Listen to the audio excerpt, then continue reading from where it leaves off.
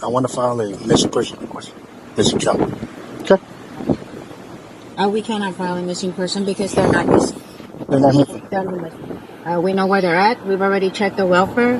They're fine.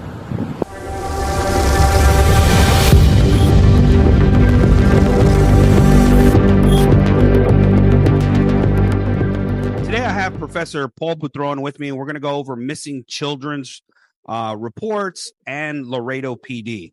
Paul, is there anything else you want to talk about?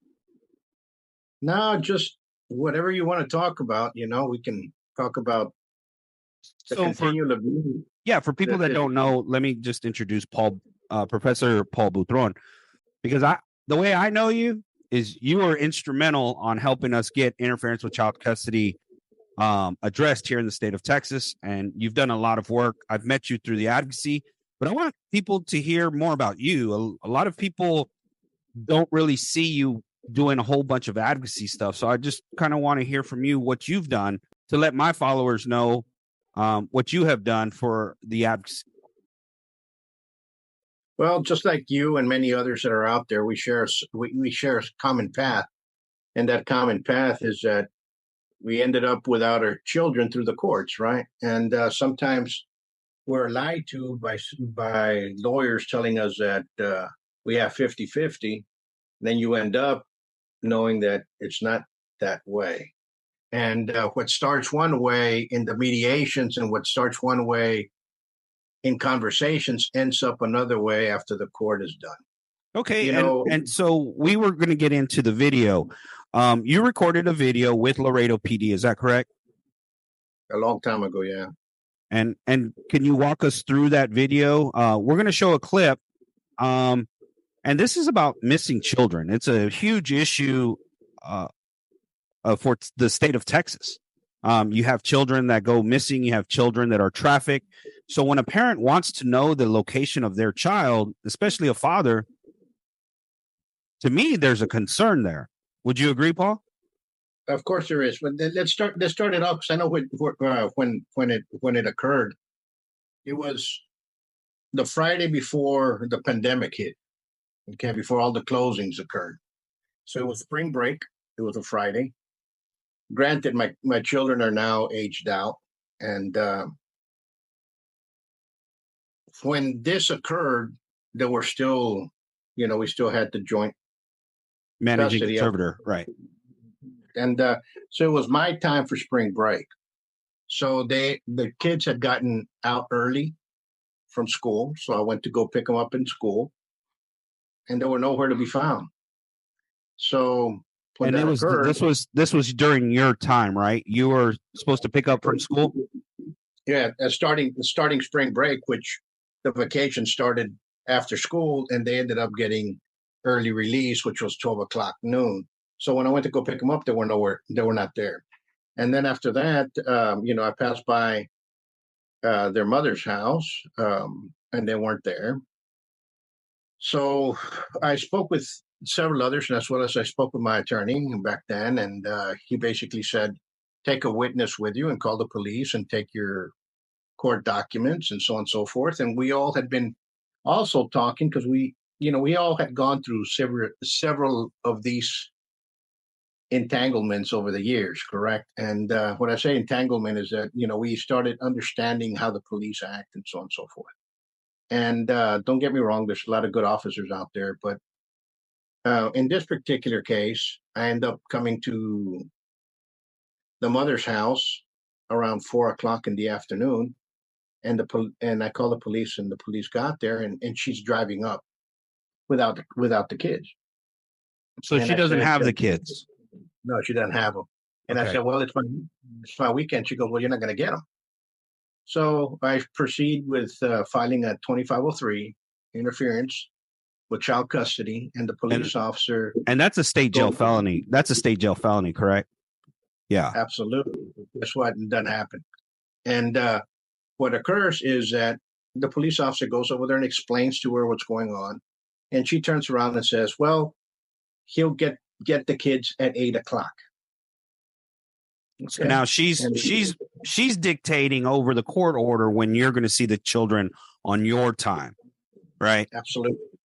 But what occurs is that, like I said, that was spring break. So I had a lot of things planned with my kids going out of town. We had some shows that we were going to watch. We were going to certain events throughout the whole week that we had scheduled, and all that was just shot up and torn apart and thrown away. A lot of And money wasted, right? Absolutely. But what occurs is that the police officer was very cordial, this one, and he says, if they don't come back at 8 o'clock, file a missing child's report. He told me that. And I said, okay. And I remember speaking with you, and I remember speaking with my attorney, and my attorney and both you were talking about it, and both of you were saying the same thing. My attorney basically says, if they get there, refile it again. If they don't, file a missing child's report. They have to find out where they're at. So 8 o'clock comes of age. I wait till 8:30 and call the police. And I said that I want to do another incident report for with child custody as well as a missing child report. This police officer shows up, very arrogant, very bold, very, how can I say, very demeaning in his personality towards what I was trying to say, very interrupting everything that I was saying. He said that he was not going to file another interference with child custody, and that he was not going to file a missing child's report. And I said, well, that's basically what my attorney told me to do. And here's this, and as well as here's the officer's name that he's there. Well, he's already off for vacation, so I'm not going to bug him. And I said, well, I need to file this. So that officer takes 2 steps back and unholsters his pistol. When he unholstered his pistol, his pistol was about to leave the holster. I don't know how to explain it.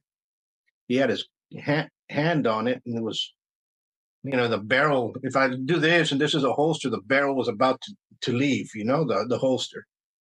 And I said, don't you pick that up any further. And I had my phone right next to me, so I called the police and I put them on speaker, and I told them exactly what the police officer was doing. And they said they were going to send somebody on their way. He gets in his car and leaves. About 1:45, after talking with my attorney and with you and the fire chief at the time, we were very good friends, and we told him exactly what was going on. He said he was going to call the chief of police and tell him what was happening. About 11:30, going maybe 11:40, I get a knock on the door. It's a lieutenant, forget her name. And she comes out and she goes, what seems to be the problem? And I started telling her exactly what the problem was. And I said, do you mind if I record? I said, no problem. She goes, I'm going to go get my camera. But she fumbled through getting her camera, and she couldn't get her camera on. And we're talking there for about 10 minutes, and we hear a car screeching and stops behind ours. And lo and behold, it's the first officer comes out. And he comes out very bold. They're basically saying, here I am. What are you going to do about it? And that kind of thing. And you're just a father trying to pick up your kids for spring break. All of this commotion for a dad wanting to be involved with his children, right? Absolutely. And what occurs with that is, I told the officer I was talking to, the lieutenant, I go, here, I'm going to record it again, make sure that everything's on. And he walks around the truck and he stands by, and he was interrupting. And basically I told him, I'm talking to her. I'm not going to talk to you. I'm just going to talk to her, period. And he kept interrupting. And at one point he says, tell your damn attorney and that kind of attitude. He said the children don't want to be with you. I already spoke with them. I spoke with your daughter that's 23 years old. She wasn't 23 at the time. But don't tell me I didn't do my job and go check on them, because I did. I spoke to your kids personally myself. Okay. And personally, your kids, you can report to your damn attorney that they do not want to be with you. Okay? That's coming from your kids' mouth. We are not going to force you. We're not CPS. You understand? And then I find out later on in time that he never talked to my daughter. My kids weren't with my oldest daughter. They were with their mom. We went to go check on your kids' safety. They're fine. They're actually in the custody right now of your oldest daughter, a 23-year-old, right? And where they at? We don't have to tell where they're at. And, it was just a bunch of made up nonsense that this guy was doing. That night, very irate. I spoke with several friends as well as a fire chief and yourself and my attorney and a city councilman, and I said, "No, this thing's gone too far. I mean, you don't unholster a gun and threaten somebody for it, especially if it's a father trying to locate his children, right?" And we've seen that in the Chad Reed story. Chad Reed went looking for his child at a residence, and someone pulled out a gun and shot him. And the widow of a man killed during a custody fight in Lubbock is filing a wrongful death lawsuit against the shooter. 54-year-old Chad Reed was shot by his ex-wife's boyfriend, Kyle Carruth, on November 5th. Police say it stemmed from an argument between Reed and his ex after Reed showed up to her house to pick up their son. Lubbock PD didn't want to acknowledge interference with child custody because that would have interfered with the Castle Doctrine, defending your house, yada, yada, yada. But this is clearly a state jail felony, and you have officers that are trying to draw down on you for trying to locate your child. And I just want to go over what a missing child is, because I asked this question the other day and I got a whole bunch of answers. And so legally, right, and you can Google this. So if you go to the Texas Code of Criminal Procedure, Chapter 63.001, feel free to Google it, look it up. You can come ask me, send me a DM. But a child means a person under the age of 18. Were your children under the age of 18, Paul? Of course they were. Okay. It says a missing child, and this is the legal definition. This isn't Laredo PD. This isn't Austin PD. This is the state law. I'm going to read you what the state law is, what a missing child is. A missing child means a child whose whereabouts are unknown to the child's legal custodian. Paul, were you entitled to those children on that spring break? Absolutely. Yes. And you didn't know where your children were. Is that correct?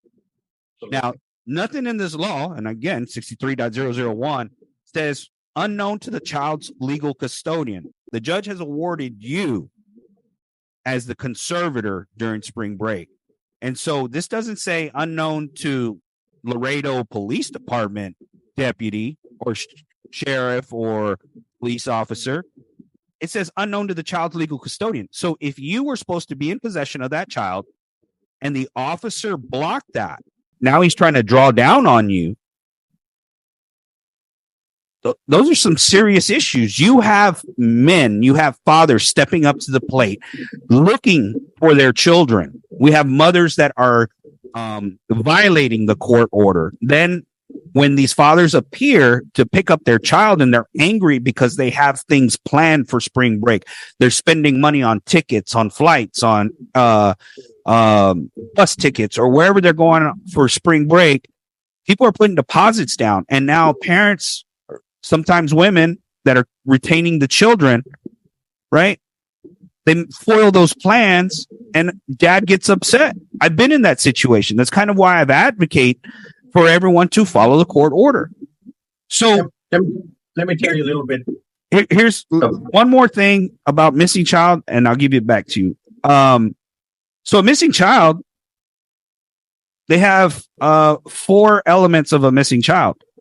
And under C, it says the child was taken or retained in violations of the terms of a court order for possession and access. So a missing child means whose whereabouts are unknown to the child's legal custodian, which was you. You were entitled to those children, and the child was taken or retained in violation of the terms of a court order for possession and access, which equals visitation, which equals spring break. So yes, if you look at federal law says the same thing. It says whose whereabouts are unknown to the child's parents. It doesn't say legal custodian. It says parents. The federal law says that. And federal and state law says that there's no wait time, that when they take that missing child's report, it has to be done within 2 hours, not 2 hours and 1 minute, not 2 hours and 2 minutes. It should be done within 2 hours of reporting a missing child. And what we're seeing is law enforcement not wanting to do this, not wanting to do the paperwork, not wanting to help locate. And then they don't even want to mitigate the situation. They want to draw their guns on a hostile father because he's wanting to be a part of their life, the children's lives. Let me tell you something, George. I've been in situations that are pretty strenuous. Before in my past vocation, I was an executive protection specialist. I teach people how to deal with conflictive and chaotic situations. If I did not have that training, and this would have escalated now, if I would have gotten irate towards a police officer, I do believe that guy would have shot me, because that's the type of individual he is. Now, if somebody, and I tell this to parents out there, if you're going through this and you're doing a police report, be calm, be collective. Do not get very emotional, because they will take it the wrong way and things can escalate out of hand. So be very, very calm. What I saw was that everybody was concerned about the attitude. Everybody was concerned about what they did. I filed a report on Monday. Granted, Tuesday was when all the chaos became of 2020 and everything was locked down. So on Monday, I filed a complaint with Internal Affairs. Right. Me, the Laredo Internal Affairs unit is as worthless as tits on a board. And they're just worthless. Now, what would have happened later on in time, this same individual was caught with his hand in the piggy bank of the police union. I think he was allegedly caught, and I think he's doing time, if I'm not mistaken. That officer, Mesa? No, not Mesa. The other guy, Jalomo. Mesa was a good guy. Jalomo was the other one. And they were with Laredo PD or with Webb County Sheriff? No, Laredo PD. And from there, it struck a couple of talks with you and other advocates that were around at the time. We talked to State Rep Tracy King, as well as State Representative Richard Raymond, our city council, our city attorney, our district attorney, and we came up with a plan. And that plan was a resolution that was sent to the state that if a municipality could give out a ticket by way of ordinance to people that were obstructing that court order of a 2503. And it took 2 sessions. It passed. Yeah. Finally, it passed. It passed last year. And last year, immediately, or in 2023, not 24, and 23, it passed. And immediately, the state of Texas passed, when it passed it, immediately on August in the city council meeting, the full council of Laredo, city council of Laredo, they voted in the ordinance? They voted in in the ordinance. And I can tell you right now how many tickets they've issued on that. 0. How many? So we have a law in place that makes it a state jail felony. Then we legislate House Bill 969. We finally get it to pass where it says, hey, look, the counties and the cities can create an ordinance to, instead of making parents felons, we're just going to ticket them up to $500. So Laredo passes that ordinance, and then y'all still don't use it. They're still not citing parents that are keeping children. So again, it just goes to show that you can go to court with a court order, judge sign off on it. They're not going to enforce it on the street. And when they don't enforce it on the street, we legislated laws to make it easier for them to enforce it on the street. And then they still don't want to enforce it on the street. But then they don't even follow state or federal laws, much less policy there with their own department, and ordinances as well. So I don't know. I mean, to me, it's shocking to finally understand that in all reality, judges may have a nice talk about the betterment of the child. Lawyers might talk about we're protecting your child, the rights. DAs are supposed to do fact-based investigations before they trigger prosecutorial discretion. And we know that they're not even looking at these cases, and that's where the negligence comes in. Between law enforcement and the DAs, it's a felony. The DA and law enforcement does not get to override the legislature.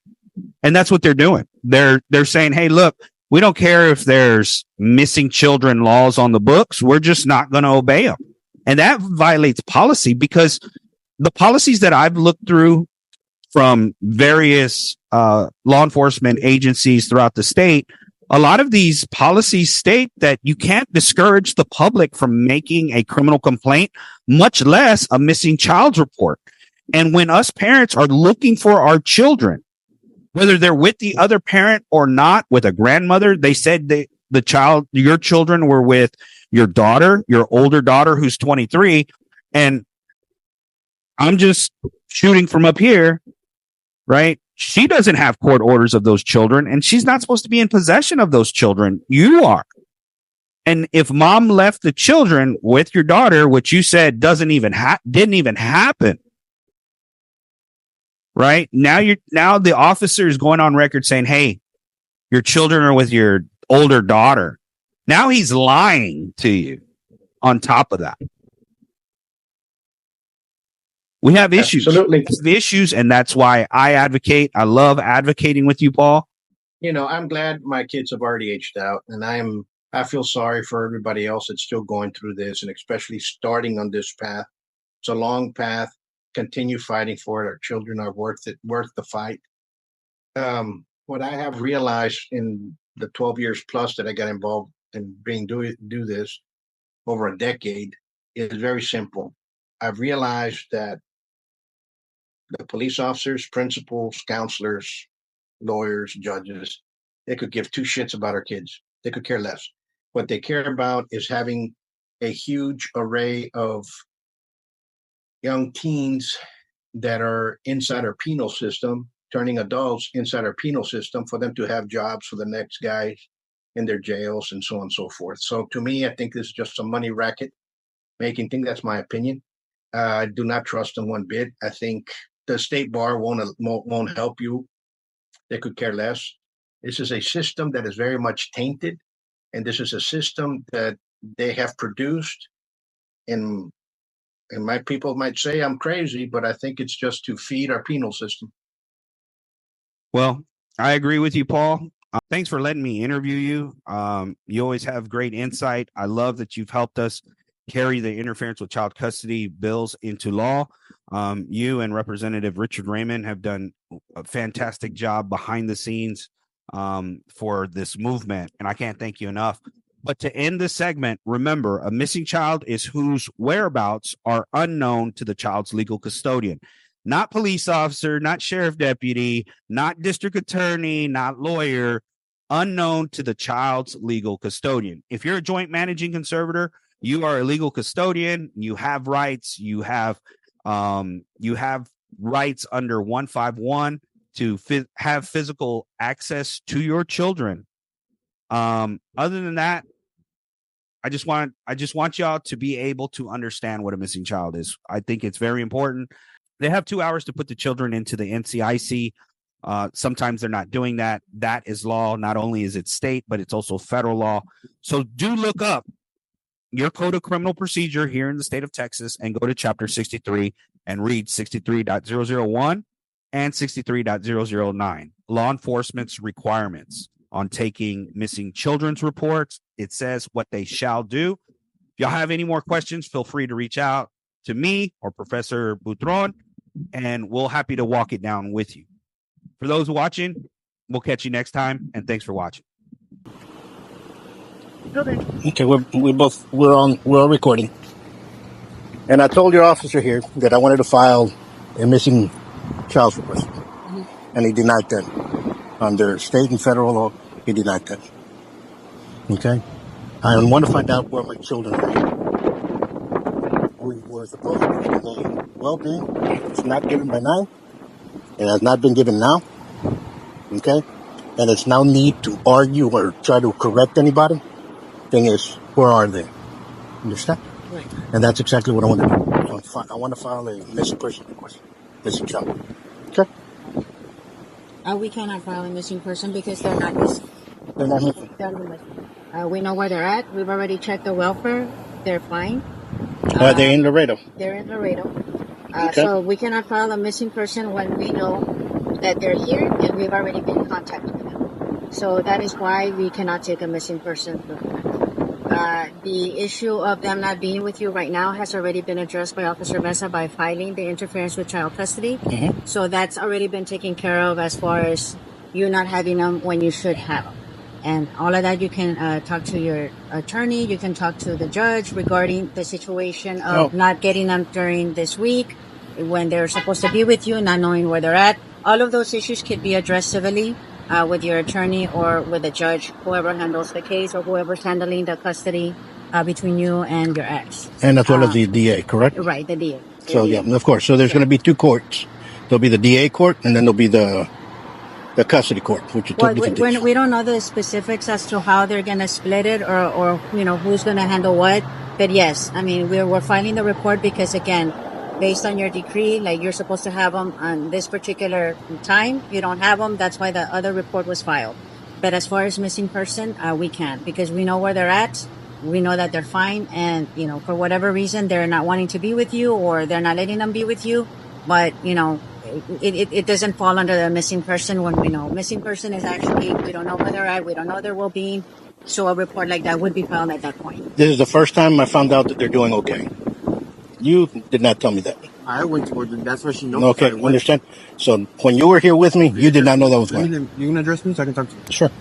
Now, you can record it so you can tell I the am. attorney. You can give me a call person if you want to. No, we're going to continue going The forward. missing person does not apply because they already checked on the status of your kid, like the sergeant told you. But I went myself to go check, like I told you I would do, right? I told you I would do that. Okay? So don't tell me I didn't do my job and go check on them because I did. I spoke to your kid personally myself. Okay. And personally, your kids, you can report to the damn attorney that they do not want to be with you. Okay? That's coming from your kid's mouth. We are not going to force you. We're not CPS. You understand? We're not CPS. We went to go check on your kid's safety. They're fine. They're actually in the custody right now of your oldest daughter, the 23-year-old, right? And where they at? And we don't have to tell where they're at.